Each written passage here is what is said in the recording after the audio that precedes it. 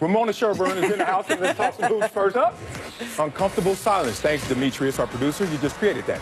In a piece on ESPN.com, Ramona Sherburne, right here, and Michael C. Wright go inside the tension between Kawhi Leonard and the Spurs. Ramona, without further ado, what's really going on? And we want all the juicy details. Come on. Well, I really think a lot of this comes down to control, right? You look at a lot of where the Spurs feel like they've been upset and where the tension comes in is that they lost control of their player. They lost control of the process. And generally speaking, that doesn't happen to the Spurs. That doesn't happen to franchises like that. They feel like, yeah, you can get a second opinion, but they're still in charge. And they haven't been in charge for a long time. And I think on Kawhi Leonard's side, where things have really broken down is there's a disagreement over what this injury is and how to treat it. I mean, in his side, they feel like the injury is more with the quadricep, and it was related to a series of one very deep bruise, and then it kept getting bruised. And on the other, the Spurs are treating it as tendinopathy, which is a disease of the tendon. And so they're very similar areas of the body, but if you treat one and not the other, you have different treatment patterns. And I think for Kawhi, he went through the initial protocol and didn't feel better. Yeah. Still have pain there, still don't feel right. So how am I going to trust you when you say I'm cleared? Thank you. And for me, it is control and misdiagnosis. I've been saying that from day one as a guy who was misdiagnosed before as well. First time, okay, fool on you. Second time, fool on me. And I'm not going to be the fool in a max contract year with the future in front of me as bright as it is. So I'm with Kawhi Leonard. It's like you had control until you botched this. And I understand there may be different motivations why his camp is in full control now versus in the past, but you still got to bet on yourself and bet on your future health. But the real question is, this season's already gone. What happens going forward? How does this end for Kawhi and for the Spurs? Yeah, and I think that's really the big question, right? Because he's a top 5 player in this league when he's healthy. And there's $219 million that he could get from the Spurs if they want to offer it. But after the way this year has gone, the trust that is eroded on both sides, it's going to take a heck of a meeting between Greg Popovich and Kawhi Leonard for them to all get back on the same page. One, where he feels like comfortable in that organization again. But two, where they feel, okay, is this going to happen again 6 months from now? Are we going? Is this? You know? Can we trust you and the camp and your camp and to handle this? And I think there's a lot that I wrote in the story about the camp and the people around him managing this process. I think the best way to put it is mistakes have been made on both sides. Okay, people are sticking up for him. His uncle is very involved in this. His uncle's sticking up for him. Okay, but there's a way to handle it where everybody who meets you doesn't describe you as difficult to deal with, right? And it's hard when Kawhi has been getting criticized all season long. And the people representing him are not doing a lot to push back on it. I understand from their point of view, they think it's taking the high road. They think, well, we can't say anything. No one will believe us anyway.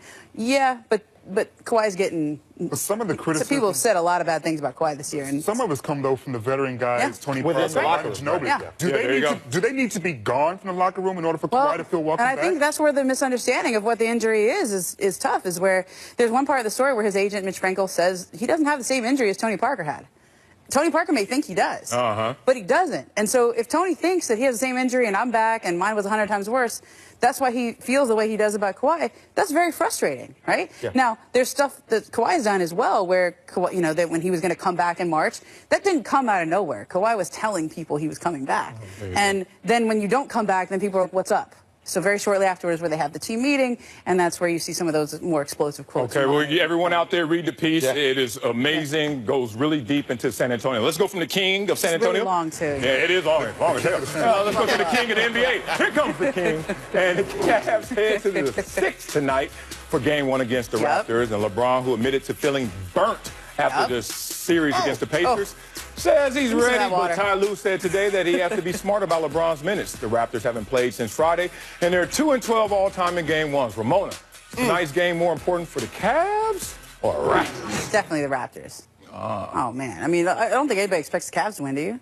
Like, they're coming off that series, and they got outscored by 40 in that series. Like, they're lucky to have won that series against Indiana. The tired, the burnt.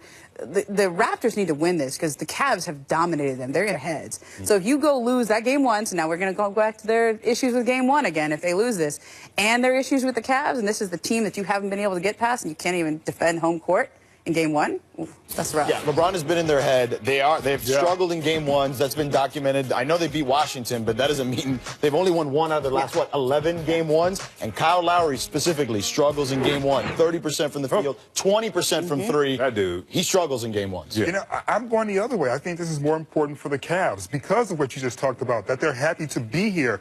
The Torontos are feeling good, right? They're rested. They're the #1 seed. The offense that LeBron used to dominate all the time is no longer the offense that's in play for this particular postseason. Yep. If the Cavs go out and lay it and get blown out, you're asking LeBron now to manufacture 4 wins in 6 games. And the more that math goes that way, the more difficult it becomes, especially for someone who led the regular season in minutes, is leading the postseason in minutes. It's a lot to ask from one player. That's why it's important that those role players for the Cavs show up and help them win game one and steal that. Yeah, I'd rather deal with that math than deal with the demons in my head if I'm Toronto, if I lose this game. Think about it. Every player has doubt birds, just caged usually, but they will get out the cage. We call them doubt birds, and they come out the cage when things get adverse, right? Yeah. At any moment. And if things get too adverse, if you go down one game at home to the team that you can't beat, and most people say is mental, and then you find yourself in that same predicament again, those birds are flying everywhere.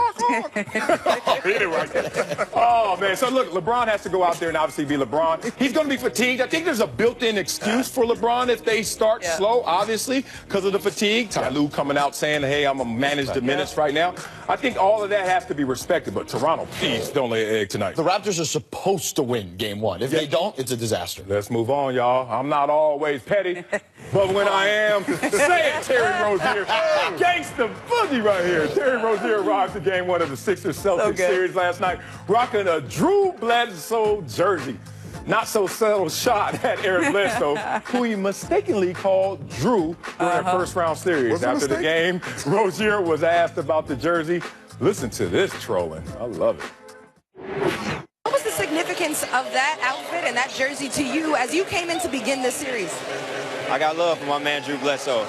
Even though we haven't talked, you know, I think he know who I am and I know who he is. So that's all that matters. My goodness. Love or hate Terry Rozier's pettiness. I love the pettiness. I hate the timing. We're in a game 7. We're when you're facing Bledsoe, not after the fact. I'm going to do my Eric Bledsoe impersonation.